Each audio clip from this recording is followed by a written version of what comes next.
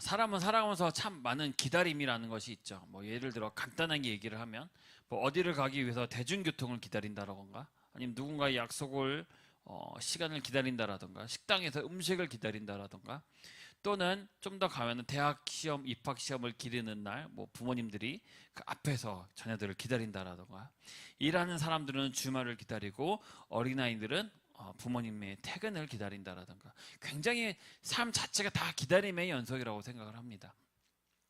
어쩌면 누군가가 자기를 기다리고 있다라는 사실을 안다는 것은 굉장한 행복한 일이 아닐 수 없습니다. 외로운 사람들이란 아마 정의를 하자면 외로운 사람들이라는 것은 아마 누군가를 기다려주지 않는다는 것 또는 기다릴 사람이 없다는 것이 굉장히 외로운 사람들의 모습이 아닐까 합니다. 자기를 기다려주는 사람이 없다는 것은 안식처가 없다는 말과 똑같습니다. 이런 사람들은 죽음에 이르는 병이라고 하죠. 즉 절망에 빠져서 내키는 대로 무슨 일이든지 저지를 수가 있다라고 얘기하죠. 저지를 수 있다라는 것은 곧 자기 목숨을 버린다던가 또는 뉴스에 종종 나오죠. 나 혼자 죽을 수 없어서 억울해서 누군가와 같이 죽으려고 하는 사람들도 있다라는 거죠. 오늘 본문을 보면요, 나간 자식을 기다리는 이야기가 나옵니다. 15장에 15장 1절에서 10절까지 나오는 다른 비유는 잃어버린 동전이랑 잃어버린 양에 대해 비유가 나와요. 앞쪽에 처음에 거는 보시면 잃은 양의 목자의 비유가 나오고 8절서부터는 이런 드라크마를 찾은 여인이 나옵니다. 여기까지는 보면 잃어버렸다라는 사실에 굉장히 강조를 하고 있다면 탕자의 비유에서는 이보다는 아버지의 사랑에 대해서 이유가 더 큽니다. 왜냐하면 아들을 잃었지만 잃은 것이 아니라 아버지의 사랑이 더 크다라는 것이에요. 그래서 단순히 9절 끝에 돌아왔다라는 것만 보기보다는 아버지가 기다리시는 아들 행보의 전체를 볼 필요가 있습니다. 돌아왔다가 중요한 것이 아니라 돌아오게 된 그 과정이 중요하다는 것이에요. 우리 자신들의 영적인 행보와 위치를 알고 새롭게 나아갈 수 있기 때문에 이거를 봐야 하는 것입니다.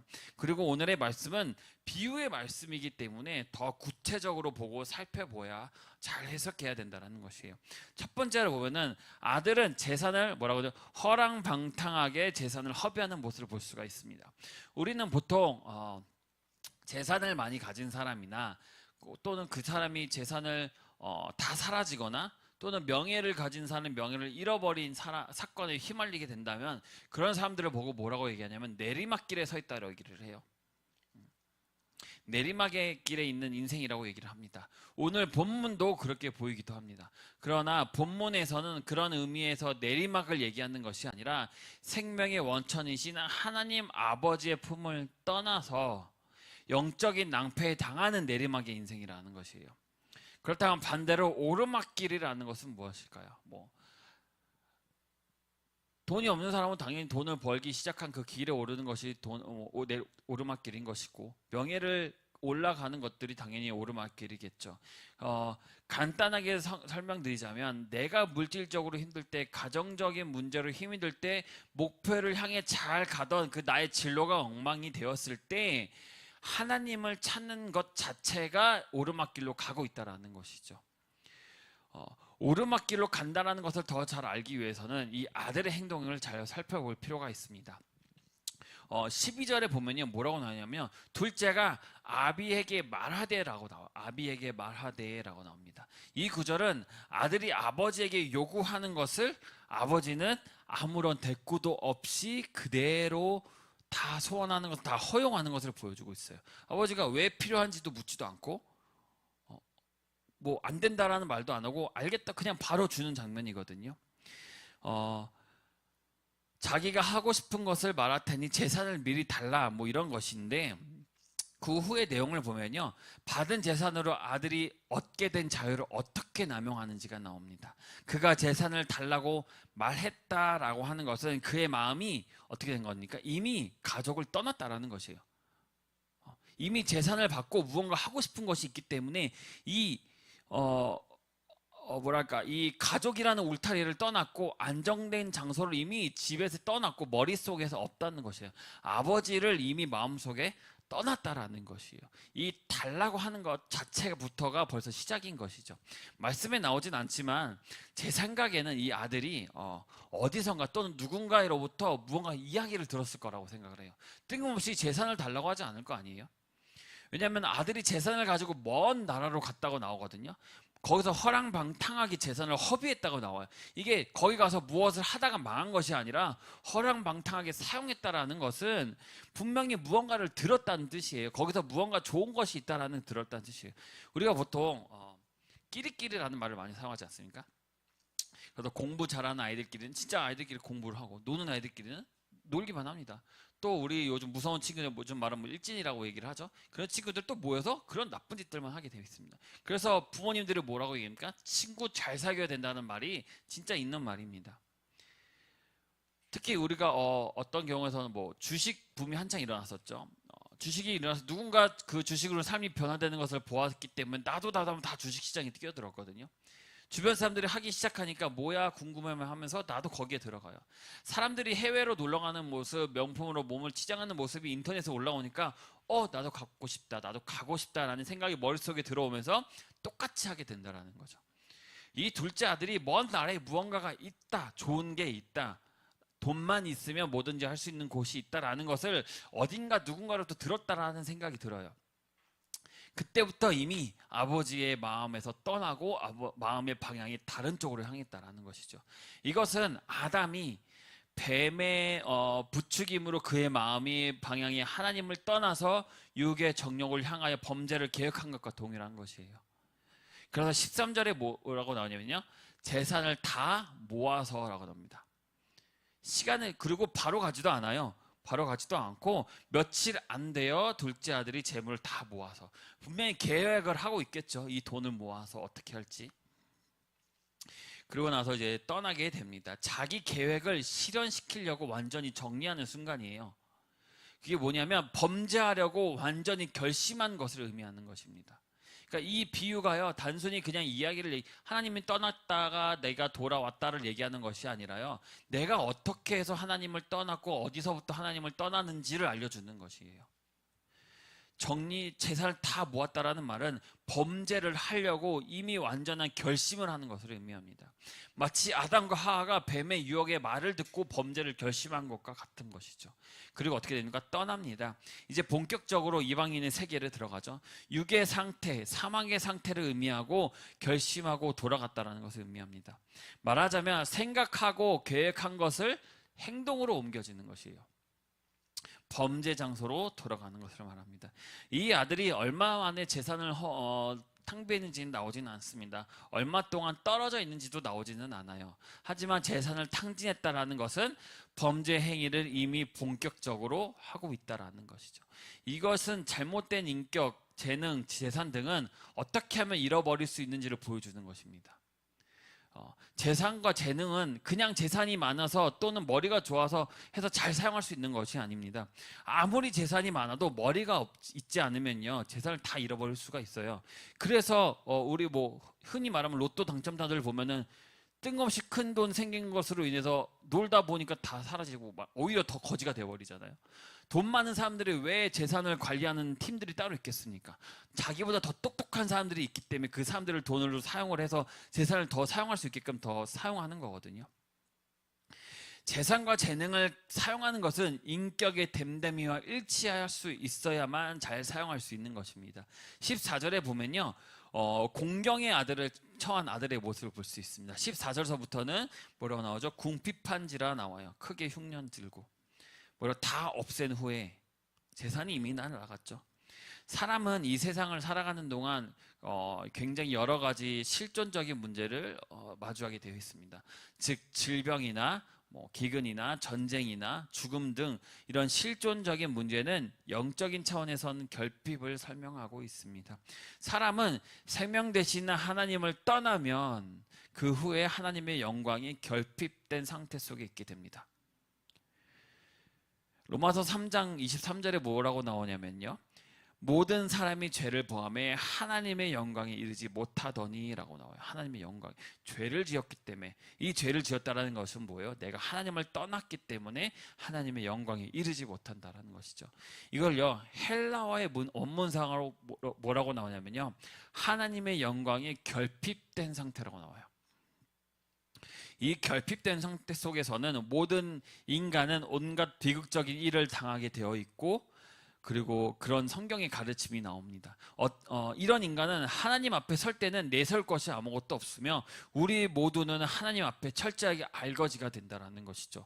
우리가 주목해야 할 것은 인간이 마주하게 되는 물질적 결핍은 결국 영적인 결핍에서 나온다는 사실이에요. 탕자가 당한 이 결핍은요, 돼지 먹이인 뭐라고 나옵니까? 쥐염 열매를 배를 채우려고 하는데 그것조차 부족하다고 나와요. 그것조차 부족하다고. 재산을 탕진한 아들이 지금 상황에서 가장 중요한 것이 무엇입니까? 다시 돈을 모으는 것도 아니고 잠을 잘 것도 아니고 오직 배를 채우는 게 목적이에요. 거기에만 집중해 썰려 있단 말이에요. 그의 영혼의 문제는 관심을 가지지 않는 물질적인 사고방식에 빠져 있다는 것이죠. 매우 저속한 인간의 상태를 얘기합니다. 성경에 보면 돼지를 이용한 말씀이 많이 나와요. 돼지를 비유하기도 하고요. 이 말씀에도 돼지가 나오는데 이스라엘 사람들이 가장 천하고 가증스럽게 여기는 게 바로 돼지입니다. 그래서 돼지와 더불어 산다는 것은 인간이 이하의 삶의 상태를 얘기를 해요. 돼지의 욕구가 뭡니까?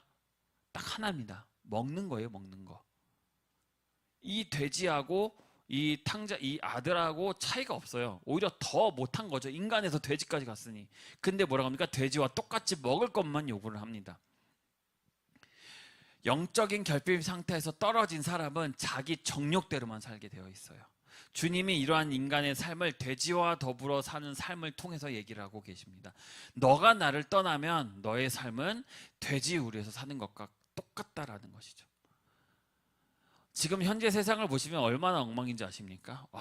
그 중에서도 가장 핫한 이슈가 성별에 관한 것이에요. 이게 얼마나 어이가 없냐면요, 분명 성경에서도 뭐라고 나옵니까? 남자와 여자를 만들었다고 했어요. 그 외에는 없지 않습니까? 과학적으로 봐도 우리는 남자와 여자밖에 없습니다.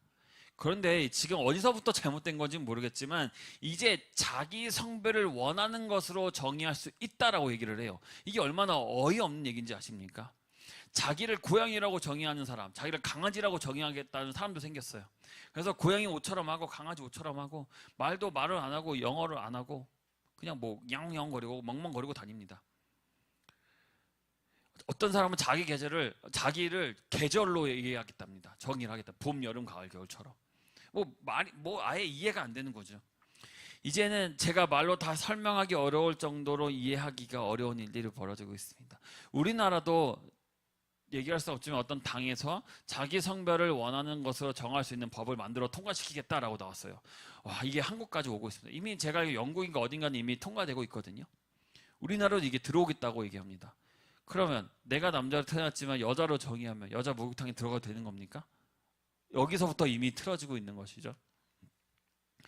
이게 세상에서만 일어나는 일 같지만요, 크리스천이라고 하는 하나님을 믿는 사람들에게 더 많은 일들이 일어나고 있습니다. 이렇게 세상이 혼란스럽고 불행해진 이유는 많은 사람들이 돼지처럼 욕구대로만 살기 때문이에요. 살기를 원하기 때문이에요. 내가 원하는 대로 살 거야 라고 하기 때문에 이런 일들이 일어나는 것입니다. 만일 예수님과 성령님이 오시지 않았다면 이 세상 사람들은 자기 욕심대로 서로 좋은 것들을 얻기 위해서 싸우다가 망했을 거라고 얘기를 해요. 성경은 이러한 상태를 뭐라고 얘기하냐면 잃어버린 상태라고 얘기를 합니다. 무엇을? 하나님을 잃어버린 상태. 잃어버린 상태란 자기가 본래 있어야 할 상태에 있지 않고 하나님이 우리 모든 사람의 각자에게 임무를 부여하시고 그곳에서 자기 존재의 의의를 꼽힐 수 있는 그러한 곳을 떠나서 자기 정욕대로 방종하고 있는 상태를 얘기하는 것이죠. 하나님은 모든 인간들을 이러한 상태에서 벗어나기를 원하십니다. 17절서부터 보시면 본인의 상황을 인지하기 시작을 해요. 이제 자기가 어떤 상황인지를 깨닫기 시작합니다. 이에 스스로 돌이켜라고 합니다. 스스로. 가장 불쌍한 종류의 사람 중에 하나가 뭐냐면요, 노예 근성으로 살아가는 사람을 얘기를 해요. 노예가 무엇입니까? 자기 스스로 해야 할 일을 하지도 못하고 행할 수도 없고 다른 사람이 예속되어서 사는 사람을 얘기를 합니다. 노예는 자기가 현재 처해 있는 비참한 상태가 마땅하고 정상적인 것으로 알고 거기서 벗어나라고 하지도 않은 사람을 얘기를 해요. 이스라엘 백성들이 가나안 땅으로 가기 위해서 나왔지만 어떻게 됩니까? 현재 상황에 불만이 오니까 어떻게 해요? 다시 노예 생활에 했던 그 자체로 돌아가고 싶어요. 왜? 거기서는 뭐랄까, 거기서는 밥도 주고 일하면은 뭐가 나오니까, 잠잘 곳도 있으니까 가고 싶어 하거든요. 본인이 생각할 필요도 없고 그냥 하라는 대로만 하면 밥도 나오고 잠을 잘 수 있으니까 제공해 주니까 가고 싶었던 것이에요. 그런 사람들에게는 절대로 발전이 있을 수가 없습니다. 오해가 있을 수도 있어서 한마디를 더 하자면, 노예 상태에 있으나 거기서 해방되려고 노력하는 사람들은요, 이미 노예가 아닙니다. 그곳에 그거 만족해서 사는 사람을 노예라고 하고 그걸 노예 근성이라고 얘기를 하죠. 노예 근성을 드리는 것입니다. 새마을 운동 아시죠? 그게 크게 평가된 이유가 뭔지 아십니까? 농민의 의식 구조를 거친 상태에서 열린 상태, 즉 노예 근성 상태에서 자유인으로 일할 수 있는 상태로 변화시키기 때문에 그 새마을 운동이 크게 평가되고 있는 것입니다. 만일 우리가 현재 정상적이지 못한 신앙생활을 정상적인 것으로 여기고 거기에만 머무른 채 신앙생활에 전진이 없다면 뭡니까? 노예가 똑같다라는 것이죠. 탕자와 같은 것입니다. 여기에 탕자는 자기가 처한 그 실존 상황이 정상적인 것이 아닌 것을 깨닫기 시작합니다. 깨닫게 되는 17서부터 깨닫게 되고 있죠. 본인의 상황이 굶주림이라는 고난을 통해서 자기에게 실제 일어난 상황이 비참하다는 것을 깨닫게 됩니다. 하나님이 인간에게 고난을 주시는 것은 여기에 있습니다. 이 탕자가 어떤 계기로 갑자기 아버지를 생각하게 되는지는 모르지만 이 사건은 그의 인생을 바꾸게 되는 계기가 됩니다. 현재 인간의 상황, 즉 사망의 상태 속에 있는 상황과 원래 하나님이 창조하신 복되고 풍성한 인간의 상태를 비교하는 것은 굉장히 중요합니다. 그리스도인의 신앙생활에 진전이 있으려면 바로 이러한 것이 중요합니다. 이 탕자의 마음이 겸손해진 것은 그가 아버지의 집에 일꾼처럼이나 되면 좋겠다라는 생각을 하게 돼요. 뭐라고 나오냐면요, 19절에 보면요, 나를 품꾼의 하나로서 보소서 하리라 하고 나오거든요. 아버지의 집에만 있으면 그것만으로도 족하겠다라는 것이에요. 아들이 아니어도. 이 세상에 돈 많은 사람들은 집을 낙원처럼 꾸며놓고 삽니다. 하나님을 필요하지를 않죠. 이미 잘 살고 있는데 뭐가 더 필요합니까? 아버지의 집이 얼마나 좋은가를 아는 사람은 다릅니다. 뭐라고 얘기하냐면 즉시 회개를 한다고 얘기를 해요. 아버지의 집이 무엇인지를 아니까. 그래서 18절서부터가 굉장히 중요합니다. 회개의 출발은 하나님을 향하고 결심을 세우는 일입니다. 이제 부끄러운 것도 없고요, 체면도 없어요. 아버지 자신이 좋기 때문에 그 품 안으로 돌아가면 그것만으로도 족하다라는 것이에요. 우리가 회개하지 못한 이유는 뭡니까? 자기 체면, 즉 사회적 위치를 너무 생각하기 때문이에요. 다 잃어버릴까 봐, 내가 이뤘다고 생각하는 것을 다 잃어버릴까 봐. 여기에 탕자는 자기의 규범을 완전히 죽입니다. 그의 속엔 더 이상 자기중심적인 생각이 아니라 아버지의 집을 중심으로 생각으로 옮겨가게 됩니다. 18절에 아들이 뭐라고 얘기하냐면요, 내가 하늘과 아버지께 죄를 지었사오니 라고 나와요. 그러니까 이제 무엇이 잘못된 건지를 아는 것이에요. 성경이 말하는 죄는 항상 죄와 나를 수평적으로 생각하면 안 되고 하나님과 관계, 즉 수직적으로 생각을 해야 합니다. 내가 이웃에게 죄를 지었다면 이웃에게만 죄를 지은 것이 아니라요, 시작적인 차원에서 하나님 앞에 죄를 짓는 것과 똑같은 것입니다. 탕자는 이것을 알았고 자신이 자식으로부터 자격이 없음을 깨닫는 것이죠. 그래서 20절부터 결심을 하게 됩니다. 이 결심을 어떻게 합니까? 행동으로 옮기게 됩니다. 회개는 말로나 또는 생각으로 한다고 성립되는 것이 아닙니다. 그렇게 성립되고 있다고 생각한다면 굉장히 어리석은 것이죠. 또 죄를 깨닫고 인식하는 것만으로도 안 되는 것입니다. 회개는 결심하고 자기의 곧 거하는 상태를 바꾸는 것이 바로 회개입니다. 즉 돼지 우리와 같은 육의 상태에서 주님 안에 상태로 들어가는 것이죠. 누구든지 뭐라고 나옵니까? 누구든지 예수를 자기 구주로 믿으면이라는 말이 있습니다.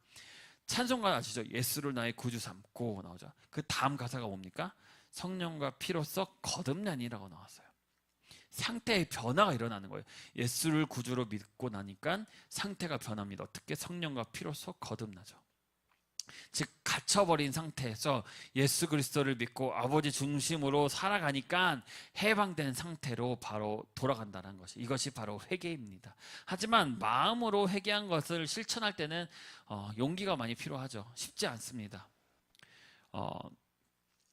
자기의 모든 체면을 접어두고 결단 내린다는 것이 굉장히 어려운 일이에요. 바울을 보시면요, 그가 회심한 후에 핍박하던 예수를 전했다라는 것은 유대인으로서는 어마어마한 일이에요. 특히 바울의 상황에서는요, 굉장히 어려운 일입니다. 그렇지만 놀라운 것은 우리가 하나님을 향해 결단을 내리면 성령님께서 우리를 추진하고 행동에 옮길 수 있도록 용기를 주신다는 것이에요. 조금은 긴 결론입니다. 20절을 읽어보겠습니다. 20절 한번 같이 읽어볼까요? 이에 일어나서 아버지께로 돌아가니라. 아직도 거리가 먼데 아버지가 그를 보고 시간이 여겨 달려가 목을 안고 입을 맞추니라고 나와요. 이 구절은요, 첫 부분과 연결이 됩니다. 첫 부분에서는 아버지께서는 뭐라고 하니까 아무런 말씀도 없이 아들의 소원을 다 들어줬어요. 자기 아들의 자유의지를 방해하지 않고 다 허용하셨다라는 것, 이게 굉장히 중요해요. 세상 사람들이 이걸 모릅니다. 자유의지를 모릅니다. 하나님께서 우리에게 자유의지를 주셨다라는 것을. 첫 부분에 아버지가 주었다면 이 구절에서도 아버지가 주어로 사용이 됩니다. 즉 아버지는 이 아들이 깨닫고 돌아오기를 기다렸다라는 것이죠. 이것이 바로 기다림이라는 것이에요. 아버지가 말하기를 이 아들은 죽었다가 살아났다라고 얘기를 해요. 죽었다가 살아났다고. 이 말을 한 것을 보면요, 그러니까 너무나도 기다렸다는 것을 알고 있지 않습니까? 우리가 소중한 사람을 떠나게 보내게 되었을 때 살아 돌아왔으면 좋겠다라는 생각을 하지 않습니까? 이 마음이 여기에 적용되어 있는 것이에요. 그래서 20절에 뭐라니까 목을 안고 사랑에 입맞춤을 했다고 얘기를 해요. 과거를 묻는 것도 아닙니다. 아무것도 묻지도 않습니다. 그를 위하여 잔치를 베풀고 살찐 송아리를 잡고 좋은 옷을 입히고 가락지를 끼워줘요.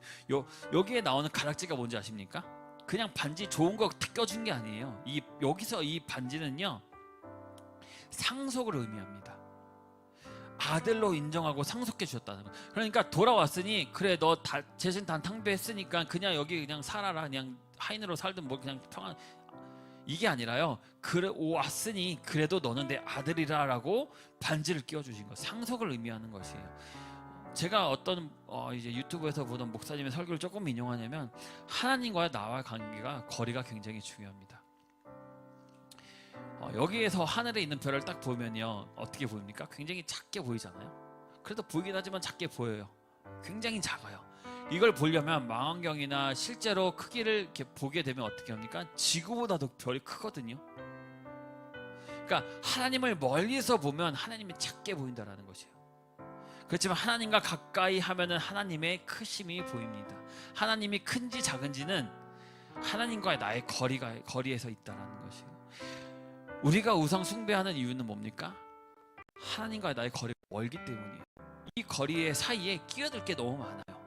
그렇기 때문에 하나님이 멀리 있는 거고 보이지 않는 것이에요.